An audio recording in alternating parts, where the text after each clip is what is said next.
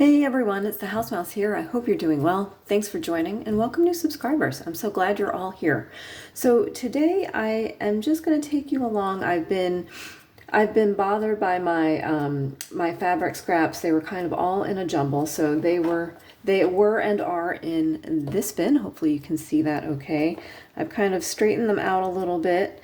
I took out all the extra fluff and threads. I had all of these fibers stuffed in there as well, and a couple little buttons with thread through them. So those are off to the side. I'll find some other spot for them. I took a few of the larger scraps and did something more useful with them. I put this little grouping, this little fox and rabbit look like they're having a very serious discussion with this little hedgehog watching nearby. So I mounted it on some book page, put it on a little bit of cardstock. So this is just a little journal card. I think it probably needs like a label or maybe a little botanical sticker up in the corner there. So we'll work on that some other time. I've been kind of working on this little mini folio that I made from some junk mail. I've collaged it very roughly in a book page, and I put some doilies on the edges. I thought that came out really cute. But I had this larger piece of fabric in my scrap bin there, and I used it to make like just a little pocket there. So I'll continue to work on that and get that finished.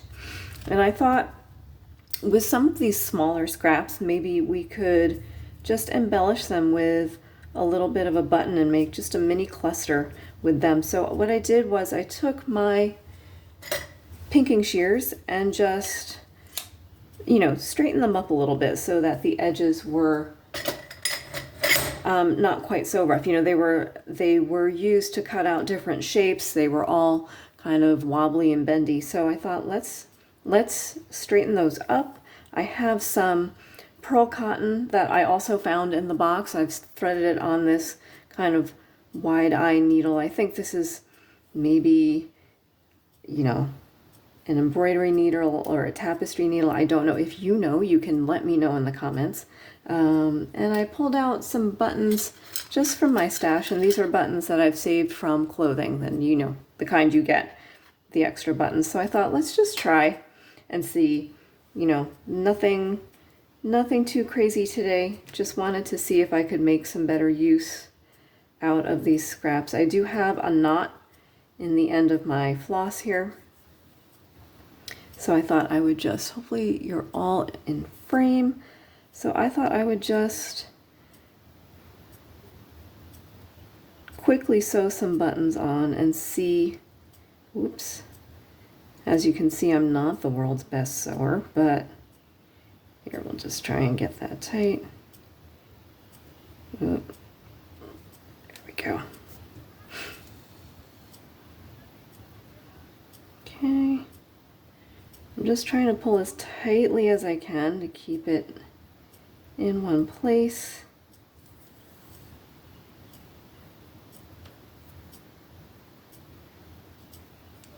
And if this works out, I think this gives me a few little clusters I can put, on the corner of a page or a tab.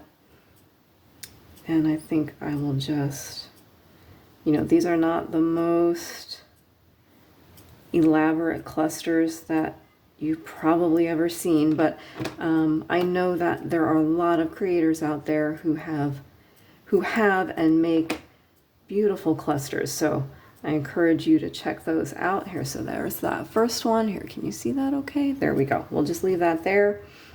We'll tie another knot quickly.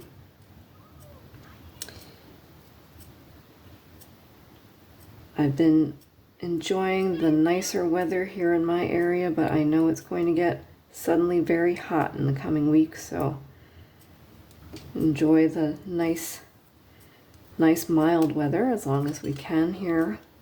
I found this bigger button. I thought this would go on this guy. And I think also too, once I've done these, I can probably, continue to layer them if I have another larger scrap of fabric or a piece of scrap paper that I want to layer up with them. Sorry, not able to get this guy going here. There we go. Okay. So again, I did put another knot in the back, and I'm just crossing over through the holes. So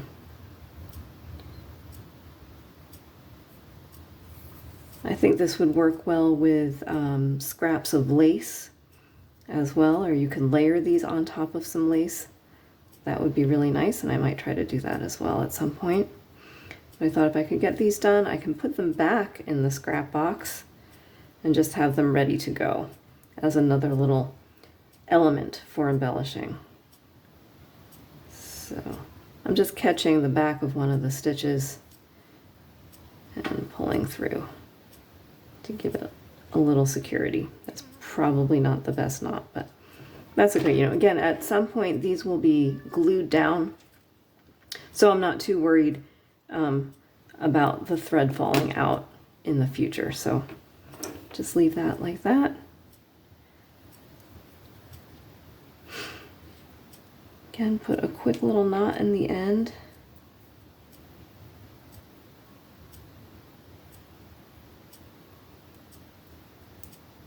And this is coincidentally making use of some of those fibers that were in there as well. Let's see, what other buttons do we have? Let's do one of the other fabrics. These guys are very Christmassy. Maybe I'll find some more Christmassy buttons for those.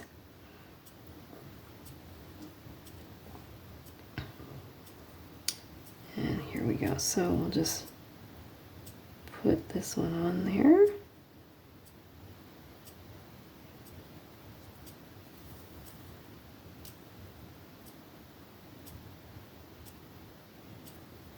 I can find it overwhelming to have things that are in such disarray and I can't find anything useful, so it's helpful to me to have this done. And also I realize I don't have that many fabric scraps. They were just so jumbled it looked like there was more than there really were. So okay, we've got this little guy on there.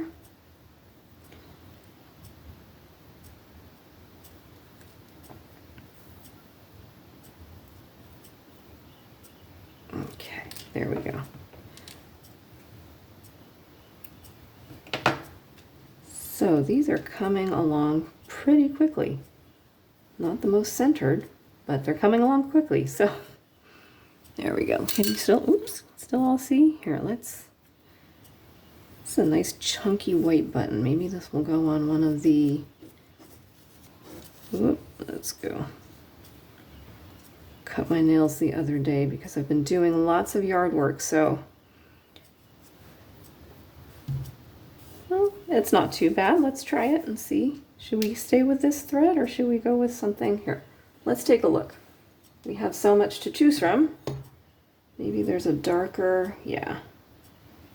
This is just regular embroidery floss. It's 6-strand embroidery floss, so let's use that. That's a nice dark green. And I was hoping I could avoid having to thread on camera, but here we go. Okay. Whoops, let's see if this works. Ooh, feel free to skip ahead. You don't have to watch me struggle. Here we go. There we go. Okay. I think there's probably just enough to do this one button, so let's give him a knot in the end. Still recording? Yes, good. Oh. Okay. Okay, good knot. And let's see.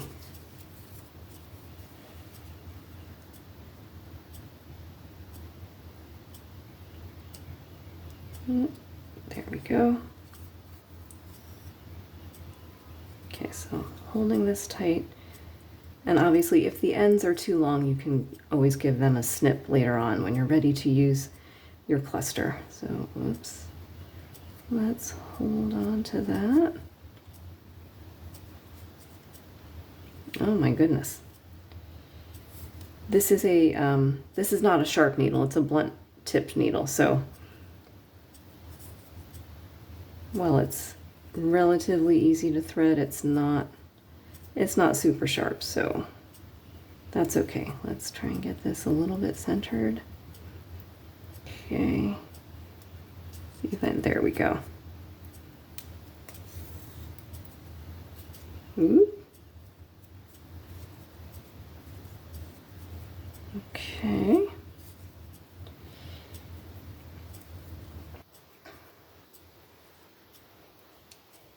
And we'll try to get this last crossover done. I'm trying to hold it down so you can see what I'm doing. There we go. Okay, oops, too tight. Let's see, let's get this last bit done. Oh, there we go.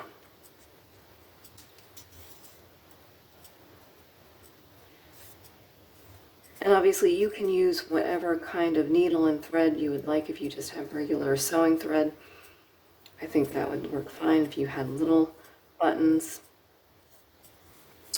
or if you wanted to do a grouping of buttons or a row of buttons along a longer piece of scrap, that would also work. Here, let's get the little swan scissors. There we go. So not bad. Those were actually very quick to do. So here, should we do one more? We'll do this one little guy. Yeah, that's another scrap. So I'm going to put this back in my scraps. We'll hold on to that for another day. Get this one's out of the way. Okay. We'll go back to this very spring green, very appropriate for this time of year.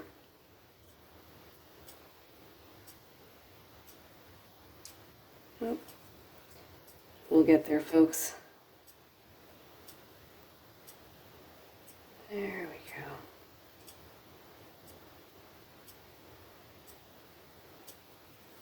go. Okay, so one more time, just putting a knot in the end.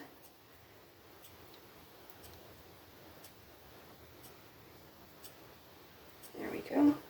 And we'll do this one last guy for today.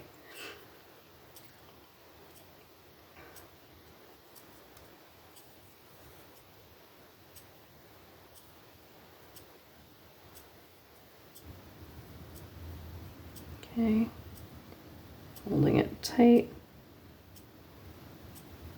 It does slip around, so there we go.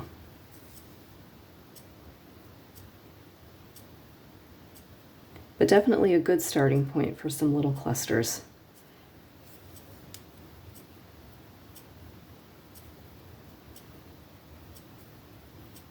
Oops. There we go. Are you still able to see what I'm doing?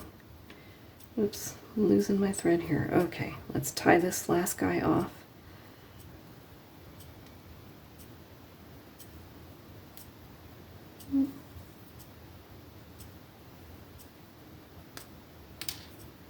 Okay. One last snip for today.